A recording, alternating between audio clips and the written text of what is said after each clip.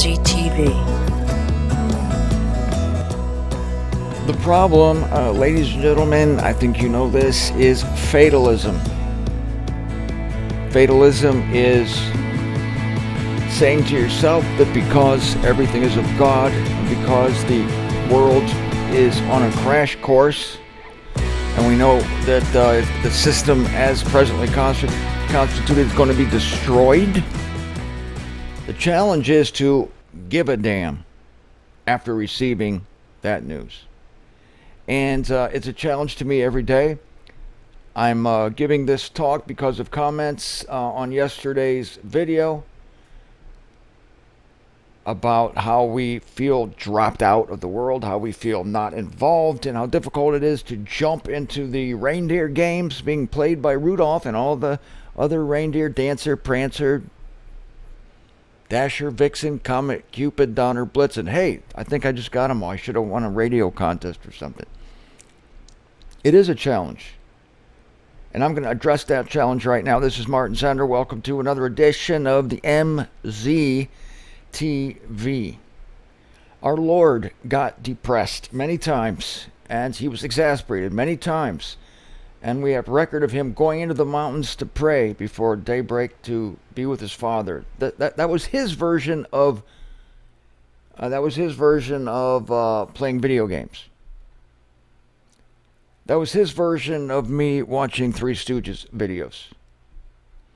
There's a lot of people in my audience that like video games.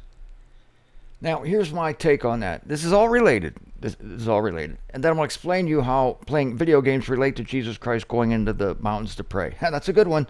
Never heard this one before, have you? My motto is, whatever gets you through the night. Actually, that was also a great John Lennon song, post-Beatles. Look it up. Whatever gets you through the night. The lyrics go, whatever gets you through the night is all right. It's all right. It's your money or your life. It's all right. It's all right. Don't need no gun to blow your mind. It's all right. It's all right. The alternative is a gun to blow your mind. And I am willing to bet that 75% of my audience have contemplated at one time in their lives suicide. I personally do not understand why 5 times the people that do kill themselves every day, I don't know how they avoid killing themselves. I mean, it's a mad world. Also the name of a popular film starring Jimmy Durante. But it is a mad world, and it's getting madder.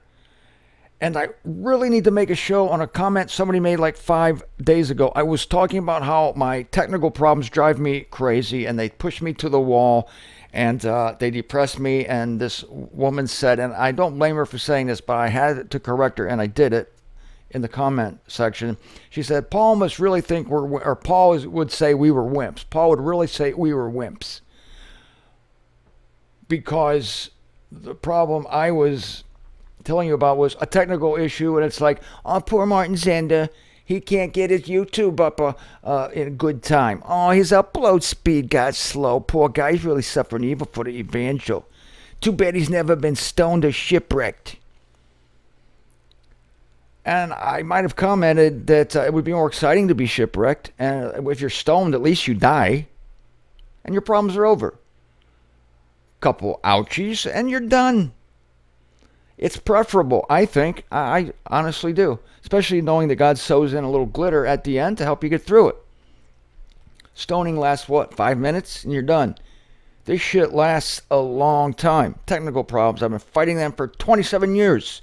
It's the conglomeration of them, my dear. It is the one after another, after another, after another. It's the straws on the camel's back that accumulate to the size of the Empire State Building. That's what does us in. Somebody else said, but Martin, are you telling me that these days are worse than the days when they beheaded people? And of course, I made my usual comments. Oh, no, I'm sorry. This guy said, in the days when they used to burn people at the stake. Yeah, in the days when they used to burn people at the stake. And, a question like that would initially throw you back. and say, wow, is this day worse than days when they used to burn people at the stake? Yes, definitely these days are worse. Those were isolated incidents.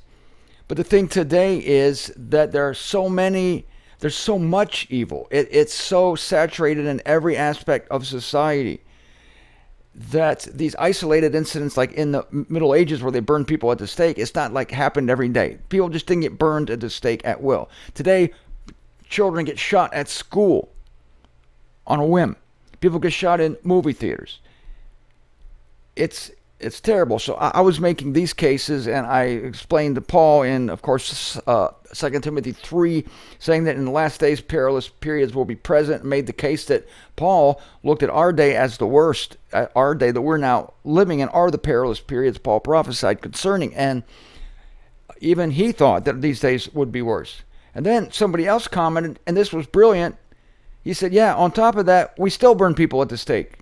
That hasn't gone away. And of course, he's talking about the Islamicists, the militant Islamicists who burn people to death, throw them off buildings, crucify them, and all these wonderful things. So all these medieval horrors and terrors of torture that happened in the Middle Ages, are we clear of them? No, we're not clear of them. And add to that all the modern problems of poisoned food, poisoned air, poisoned water. Everything's compromised. The race is compromised. All the systems are compromised. They're all fouled. They're all soiled. And that just speaks of the physical systems. The spiritual welfare of people is crashed. I mean, it's just, the people are on depression medications and present company not accepted, and it's just a nightmare. And so the suicides are happening every day. They didn't happen that much back in the day, even when people were being burned at the stake. These things were modern phenomenons. Depression medication, modern phenomenons. Suicide, modern phenomenons. And it's based a lot of it is on the complexity of society driven by Satan, and also the intoxicant of Babylon, the entertainment industry that puts us to sleep, makes us susceptible to horrible suggestions, drives us to the brink of extinction by our own hand. So it is these things that cause us to want to tempt us to give up and not fight anymore. And so in order to relieve your mind of these complexities of modern living, you play video games. I totally get it. When I first started this work in 93, I had a computer and it had this little golf game on it. You probably remember it. I forget what it was called, PGA something, but it was very primitive by today's standards. But when I used to get frustrated about some theological issue, when I wasn't throwing my Bible across the room, I would play this golf game. It'd be like, and I would just mindlessly, do an 18-hole thing. And when I started on hole 1, I was so relieved. It was like, I have 18 holes. I don't have to do nothing. I don't have to think about anything. I can just mindlessly enter this fantasy world, stay there, take a break to go to the bathroom, get something to eat. And I totally get it. It's an escape. And I relate it to Jesus going to the mountains to pray. But there's one major difference, thank you very much, is that Jesus Christ is communing with his Father looking for strength. He's not escaping. It's an escape in a way. See, that's where the similarity lies, but the similarities disappear when Jesus is escaping and going towards something. I don't know what you go toward with a video game, or even what I go toward with my Three Stooges videos. It's just a temporary reprieve. Jesus Christ also had the temporary reprieve, but it was filled, it wasn't a void or a vacancy. It was filled with praying, talking to God, not getting any answers, of course. Because as I've told you before, Jesus Christ, when he prayed on the mountains, heard the same thing that we hear when we pray. And it's this.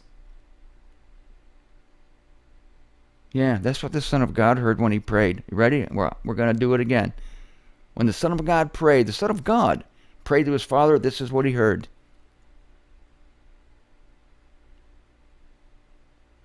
Damn, that could be potentially depressing. Isn't he listening? Isn't he listening? But he is. He is. Just doesn't talk much. That's why I babble every day on this show. Give you something to hear, give you something to listen to, and I'm hearing from God in the Word, and I give it to you. It's so nice to hear people talk, to touch people, isn't it? And the problem with our escapes is we're not touching people. Yes, I recommend you go out and touch someone. It's, in many ways, it's to be preferred. But anyway, consult your doctor before following this advice. But fatalism. Fatalism is, well, the world's crashing. We can't do anything about it. But that's not true, because you need to understand we live in the relative world. We relate to other people. We have to do things to solve our problems. Somebody was just talking to me about this today, actually kind of scolding me in a nice way. Martin, you're suffering, but you need to do positive things to get out of it. And I know that it's so frustrating to do that because of all the failures. You try and you fail. You try and you fail. You try and you fail. And after a while, you just say, I give up. That's it. I'm done. I've done that with relationships. You try, you fail, and then I'm not going to go through that anymore. You don't want to suffer anymore. So take that and apply it to almost every other thing in life that you fail at or that frustrates you. You just want to give the hell up. And the older you get, the more inclined you are to give up. But you have to fight it. I understand the moments of reprieve, the hours maybe that you need to disappear, but let it be temporary. I don't condemn any of it. I get it. I do not condemn any of it. Let it be temporary. And we cannot be those people who just sit around waiting for Christ to come. I talk about the snatching away all the time, and some people think that I'm of the disposition that, well, Martin's just waiting for Christ to return. He's not doing anything. Well, obviously that's not true. I'm making this show every day, and I'm running. Even though that's not a scriptural activity, I'm doing something. Why would I try to improve my body if I think that my body's going to be changed anyway in a short period of time? Well, that's a good question. I guess it's because I want to feel good today. I want to feel good tomorrow. If there is a tomorrow, I might as well be ready for it and not stuff myself with chocolate today, even though I ate 4 chocolate bars yesterday. But that was yesterday. Today's the beginning. Today's a new beginning. Yes, today is the first day of the rest of my life. I haven't had any chocolate so far, but it's only 5 p.m., so don't count me out. So it's the percentage of time that you spend wasting your mind. But it's not a waste. I don't think video games are a waste. And I don't think watching the Three Stooges is a waste. I think it's desperately needed in these times of complexity. But if you do it all day, you got a problem. If you do it all day, you have a problem. I am encouraging you to do constructive things. I'm even tempted to ignore my family, my grandkids, my kids. Not ignore them, but just like, it's going to all disappear soon, so why work on it? That's not good. But I tend that way too. But you have to fight this. I'm encouraging you all to fight this. This is not a good reflection on Christ. He wants us, and Paul would want us to occupy ourselves in thinking about the return of Christ. We're supposed to do that. But while we're doing it, let's occupy ourselves at least half of the day. Come on, you can do this. You can do this with relationships, with practical things that are going to improve our lives, whether it's exercise or reading a book. You can't play video games all day. Don't do it. I'm not going to watch the Three Stooges all day. I mean, if I watch it for over an hour, I start to get uneasy. Like, Jesus, I'm wasting my time here. So, but in a way, when I get back to work after a Stooges break, my work is much more productive because of that break. So there's where I admit, of course, that the break is needed. But I hesitate to recommend these breaks when they're inspired by the fact that the Lord's return is imminent. You see, I would recommend a Three Stooges break or a video game break all the time. If the Lord's return is 100 years away, I would recommend it. If it was 100 minutes away, I would recommend it. So if there's a difference in what you are doing because you believe the Lord's return is imminent, as I do, then that's not good. That's not good. We don't know for sure when he's returning. But I'm telling you the truth. Maybe this is because I'm crazy. I don't know. But if I knew for a fact the Lord was returning tomorrow, I would go out for my run tonight. Because that's what I do. Something about it makes me feel good. Something about it makes me feel productive. It's still selfish. Even working is selfish.